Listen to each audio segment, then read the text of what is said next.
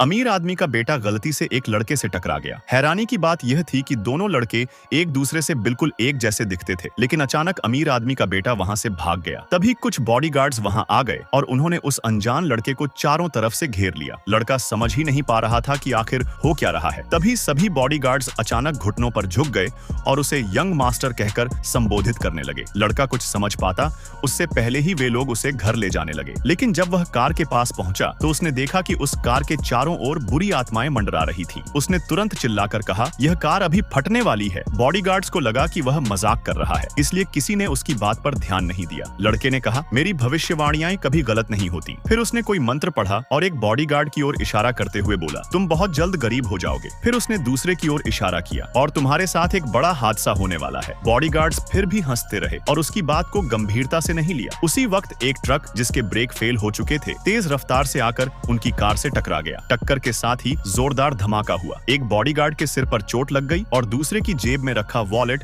और मोबाइल जल उठा। यह देखकर लड़का मुस्कुराया और सबको उसकी बात पर यकीन हो गया। इसके बाद बॉडीगार्ड्स उसे घर ले गए। घर पहुंचकर अमीर आदमी ने उसे अपना बेटा समझा और दौड़कर गले लगा लिया, लेकिन लड़के ने देखा कि उसके पिता के सिर पर भी बुरी आत्माओं का साया है। वह मुस्कुराया और बोला, पापा, मैं आपको मसाज करता हूँ। असल में वह मसाज नहीं कर रहा था, वह अपने पिता के ऊपर से बुरी आत्माओं को दूर कर रहा था। दादाजी ने देखा कि लड़का कुछ अलग लग रहा है, जैसे पहले से ज्यादा युवा और ऊर्जावान हो गया हो। उन्होंने उसे पास बुलाया, लेकिन लड़के ने देखा कि दादाजी के ऊपर तो और भी ज्यादा बुरी आत्माएं मंडरा रही हैं। अचानक वह उछलकर दादाजी की पीठ पर चढ़ गया। पिता हैरान होकर बोले, उतर जाओ, ये क्या कर रहे हो? लेकिन लड़के ने दादाजी की छाती पर जोर जोर से प्रहार करने शुरू कर दिए। हर प्रहार के साथ उसकी शक्ति बढ़ती जा रही थी। अचानक एक तेज रोशनी चमकी और दादाजी के ऊपर से सारी बुरी आत्माएं गायब हो गईं।